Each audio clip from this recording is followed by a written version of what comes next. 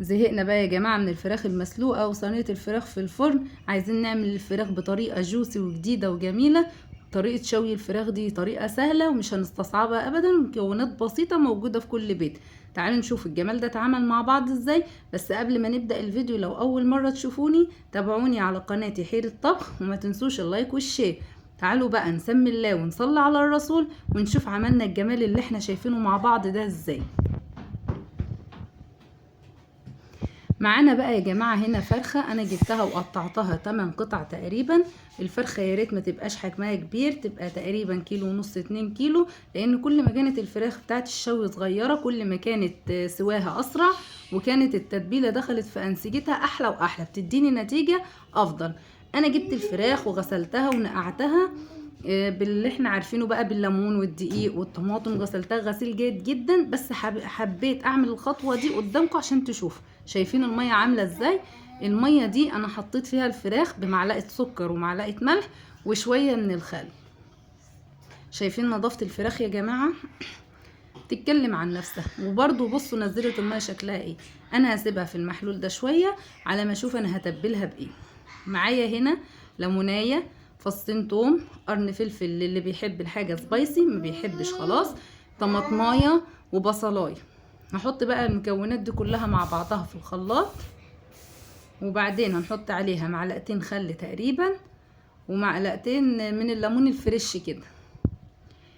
هضرب بقى المكونات دي كلها مع بعضها في الخلاط كده، واحط معاها حبايتين حبهان، اللي عنده بودرة حبهان يحط، انا ما فيش عندي فتعاملت باللي موجود.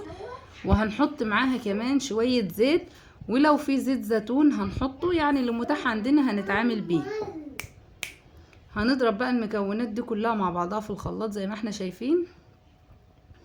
ده شكلها يا جماعة بعد ما ضربناها في الخلاط. هنحط بقى التوابل بتاعتنا، ملح وفلفل وجنزبيل وشوية بهارات فراخ وبابريكا ومعلقة صغيرة من السكر عشان تطريلي أنسجة الفراخ. هقلب بقى المكونات دي كلها مع بعضها، وبعدين هبتدي بقى احط الفراخ بتاعتي تتنقع في التتبيلة الحلوة دي. قبل ما احط الفراخ بتاعتي في التتبيلة الجميلة دي هعمل خطوة بسيطة قوي هتفرق معايا في الطعم كمان. هجيب سكينة سنها رفيع كده وهبتدي افتح بيها لحم الفراخ زي ما احنا شايفين كده، عشان التتبيلة تخش في الفراخ من جوه ومن بره وتديني طعم تحفة. هنقع بقى الفراخ دي في التتبيلة زي ما احنا شايفين. ويا ريت يا جماعة التتبيلة دي لو نعملها قبلها بكام ساعة، قبلها بيوم، تبقى تديني افضل، يعني ايه، نتيجة افضل بكتير. كمان التتبيلة دي تنفع لو انا هشوي فرخة كاملة على بعضها، يعني هتنفعني في كل شوي الفراخ. تتبيلة سهلة وبسيطة وحلوة جدا. هركنها بقى، وبعد كام ساعة هسويها مع بعض. اهو احنا عندنا الفرن بتاعنا زي كده، الشبكة دي يا جماعة موجودة في كل الافران بتاعتنا.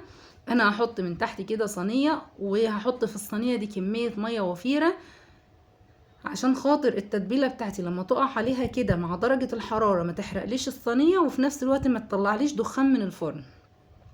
زائد كمان ان البخار اللي بيطلع من المية دي على الفراخ بيساعد في تسويتها سوا حلو، يعني بيساعدها كمان في التسوية، بيسهل عملية التسوية.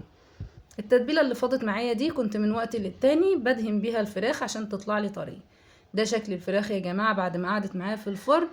انا حطيتها لما خدت وش من فوق وقلبتها خدت وش من تحت، وبعدين طفيت الشواية وفضلت مشغلة الفرن على درجة حرارة بسيطة لغاية ما استوت معايا زي بالشكل اللي احنا شايفينه ده.